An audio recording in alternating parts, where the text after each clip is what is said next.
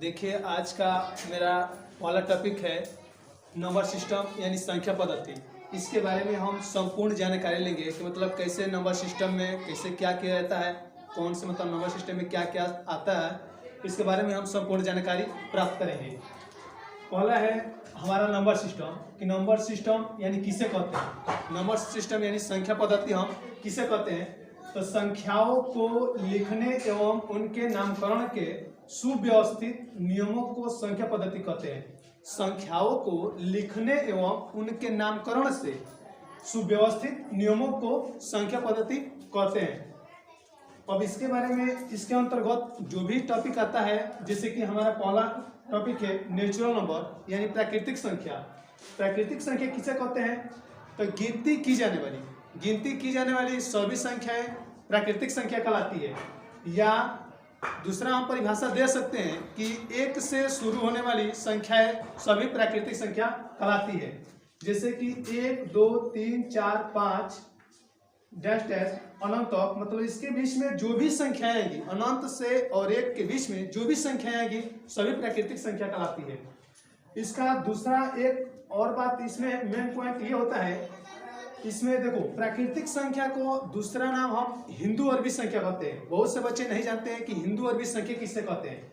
जो हमारा प्राकृतिक संख्या है वो उसे हम हिंदू अरबी संख्या भी कहते हैं। इस मेन पॉइंट को ध्यान देना कि मतलब हिंदू अरबी संख्या किससे कहते हैं। जैसे क्वेश्चन आ जाता है, कभी एग्जाम में आ जाता है कि 1 से 50 तक की सभी, 1 से 50 तक या 1 से 20 तक की सभी हिंदू अरबी संख्याओं का औसत ज्ञात कीजिए। तो हम तो औसत ज्ञात करने के लिए जानते हैं या कुछ भी योग करने के लिए जानते हैं, बट लेकिन हम ये नहीं जानते हैं कि हिंदू अरबी संख्या होती क्या है, हिंदू अरबी संख्या किससे कहते हैं। तो हिंदू अरबी संख्या वही होती है जो हमारी प्राकृतिक संख्या होती है। तो जो हमारी प्राकृतिक संख्या होती है उसी को हम क्या कहते हैं, हिंदू अरबी संख्या कहते हैं।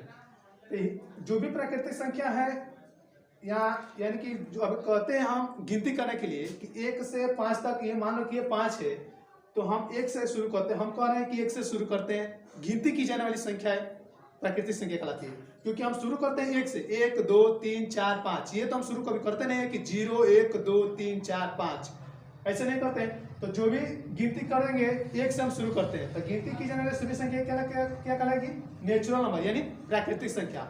इसके बाद अगला टॉपिक आता है हमारा होल नंबर यानी पूर्ण संख्या।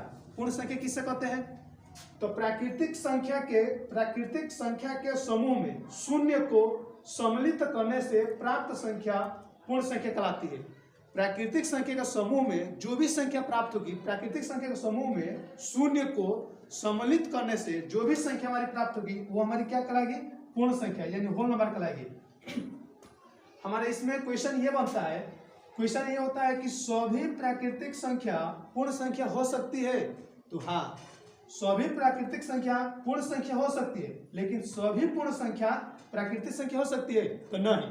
क्यों, क्योंकि 1 से ये अनंत तक है, तो ये सब इसमें हम दिखाई दे रहे हैं कि 1 से अनंत तक इसमें भी है, लेकिन ये सब पूर्ण संख्या प्राकृतिक संख्या में है तो नहीं है। क्यों, क्योंकि इसमें 0 नहीं है। तो सभी प्राकृतिक संख्या पूर्ण संख्या होती है, बट लेकिन सभी पूर्ण संख्या प्राकृतिक संख्या नहीं होती है। इसमें मेन पॉइंट ये ध्यान देना कि सभी प्राकृतिक संख्या पूर्ण संख्या होती है और सभी पूर्ण संख्या प्राकृतिक संख्या नहीं होती है। तो सबसे क्वेश्चन ये भी अगला क्वेश्चन पूछा जाता है कि होल नंबर में सबसे छोटी होल नंबर यानी सबसे छोटी पूर्ण संख्या क्या होती है, तो 0। सबसे छोटी पूर्ण संख्या 0 और सबसे बड़ी पूर्ण संख्या अनंत। अगला टॉपिक हमारा आता है इवन नंबर यानी सम संख्या। जो संख्या 2 से पूरी विभाजित हो जाए उसे हम क्या कहते हैं, सम संख्या। जो संख्या 2 से पूरी विभाजित हो जाए, यानी विभाजित हो जाए का मतलब कट जाए, पूरा कट जाए, उसे हम क्या कहते हैं, इवन नंबर यानी सम संख्या। जैसे कि 2 4 6 8 10 डैश डैश अनंत तक, इसमें जो भी संख्या आएगी 2 से कटने वाली, ये सभी संख्या हमारे क्या कहलाएगी, इवन नंबर यानी सम संख्या कहलाएगी। इसके बाद अब इसके बारे में जो भी जानकारी है, अगला देखिए, अगला आपका हेडिंग है ऑड नंबर यानी विषम संख्या। जो संख्या 2 से पूरी विभाजित न हो, जो संख्या 2 से पूरी विभाजित न हो यानी न कटे, उसे हम क्या कहते हैं, उसे विषम संख्या कहते हैं। जैसे कि 1, 3, 5, 7, 9 ये सभी संख्याएं और अनंत तक, ये मतलब इसके बीच में अनंत और 1 के बीच में जो भी संख्या ऐसी आएगी जो 2 से पूरी पूरी विभाजित न होगी उसे हम क्या कहेंगे, विषम संख्या कहेंगे। इसके बाद अगला हेडिंग हमारा आता है प्राइम नंबर यानी अभाज्य संख्या। अभाज्य संख्या किसे कहते हैं? बहुत से लोग ये कहते हैं कि वो संख्या जो 1 से कटे और स्वयं से कटे। बहुत से बच्चे ये भी जानते हैं कि वो कहते हैं कि वह संख्या जो 1 से कटे और स्वयं से कटे वो अभाज्य संख्या कहलाती है। लेकिन यह परिभाषा आपका क्या है, गलत हो जाएगा। क्यों गलत होगा? क्योंकि आपका परिभाषा कह दिए कि वह संख्या जो 1 से कटे और स्वयं से कटे। मान लीजिए कि 1 है तो 1 से भी कट रहा है, 1 जो है 1 से भी कटेगा और स्वयं से भी कटेगा। 1 जो है 1 से भी कटेगा और स्वयं से भी कटेगा। तो ये क्या है, हमारी अभाज्य संख्या नहीं ना है। वह संख्या जो 1 से कटे और स्वयं से कटे यह अभाज्य संख्या हमारी परिभाषा नहीं है। परिभाषा में ये देंगे कि जिस संख्या का गुणनखंड केवल 2 हो, 9 से अधिक हो और 9 से कम हो।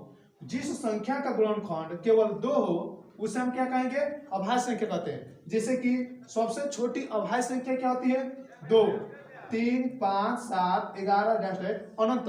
तो सबसे छोटी अभाज्य संख्या हमारी क्या होगी, 2। इसमें देखो हम क्या बोले, जिस संख्या का गुणनखंड केवल और केवल क्या हो, 2 हो। तो 2 कर लेंगे तो 1 से कटेगा और किससे कटेगा, 2 से कटेगा। 1 से कटेगा और 2 से कटेगा। लेकिन जो 1 है, 1 का गुणनखंड करेंगे तो सिर्फ क्या आएगा, 1 आएगा। इसलिए ये जो हमारा ये 1 है यह अभाज्य संख्या नहीं कहलाएगा, ठीक ना। तो जो भी हमारी अभाज्य संख्या होगी 2 से शुरू होगी, 2, 3, 5, 7, 11 अनंत। इसके बाद अगला हमारा टॉपिक है, अगला हेडिंग क्या है, कंपोजिट नंबर। कंपोजिट नंबर यानी भाज्य संख्या। जिस संख्या का गुणनखंड 2 से क्या हो, अधिक हो। जिस संख्या का गुणनखंड 2 से अधिक हो उसे हम क्या कहेंगे, भाज्य संख्या। जैसे कि हमारा सबसे छोटा भाज्य संख्या क्या हो जाएगा, 4, 6, 8, 10, 9, 10 अनंत। ये सभी हमारी संख्या क्या कहलाएगी, भाज्य संख्या। जिस संख्या का गुणनखंड 2 से अधिक हो, जैसे कि कहेंगे कि 4 क्या है, 4 किससे किससे कटेगा, 1 से कटेगा, 2 से कटेगा और 4 से कटेगा। इसका गुणनखंड क्या है, 2 से अधिक आ रहा है, इसलिए ये क्या हो जाएगा, भाज्य संख्या। इसका गुणनखंड क्या है, 2 से अधिक आ रहा है। इसके बाद मान लो कि 6 लेंगे तो 6 1 से कटेगा, 2 से कटेगा, 3 से कटेगा और 6 यानी स्वयं से कटेगा। तो ये सभी संख्या क्या है, इसका गुणनखंड जो भी देख रहे हैं ये सभी 2 से अधिक आ रहा है, ठीक ना। एक बार इसमें आप थोड़ा देखें, अभाज्य संख्या में क्वेश्चन कैसे कैसे पूछा जाता है कि सबसे छोटी अभाज्य संख्या क्या होती है, 2। और सबसे छोटी, यही क्वेश्चन इस तरह पूछा जाएगा कि सबसे छोटी विषम अभाज्य संख्या क्या होती है। सबसे छोटी विषम अभाज्य संख्या क्या होती है, तो सबसे छोटी विषम अभाज्य संख्या हम क्या बोलेंगे, 3। क्यों? क्योंकि ये 2 हमारा जो है ये सम संख्या है और अभाज्य संख्या है। तो यहाँ से क्वेश्चन इस तरह भी बनता है कि सबसे छोटी सम अभाज्य संख्या कौन है, तो 2। और सबसे छोटी विषम अभाज्य संख्या क्या है, तो 3। इस पर कॉन्फ्यूज मत होइएगा, इस पर ध्यान से देखिएगा। और इसमें जो क्वेश्चन है कंपोजिट नंबर यानी भाज्य संख्या में, इसमें क्वेश्चन ये पूछा जाता है कि सबसे छोटी भाज्य संख्या 4। लेकिन यही क्वेश्चन इस तरह पूछेगा कि सबसे छोटी विषम भाज्य संख्या, सबसे छोटी विषम भाज्य संख्या। तो सबसे छोटी विषम भाज्य संख्या क्या करेंगे, 9, क्योंकि ये भाज्य भी है और विषम भी संख्या है। ये भी एक सबसे छोटी विषम भाज्य संख्या में कौन है, तो 9। ये सब इतना मतलब संख्या पद्धति के बारे में जाने, और अगले मतलब जो भी इसके बारे में और भी बहुत ऐसे टॉपिक हैं जो अगले वीडियो में हम देखेंगे। धन्यवाद दोस्तों, आज के लिए बस इतना ही। इसके बाद जो भी अभी टॉपिक जो भी इसमें बचा है अब हम अगले वीडियो में आप लोग को देंगे।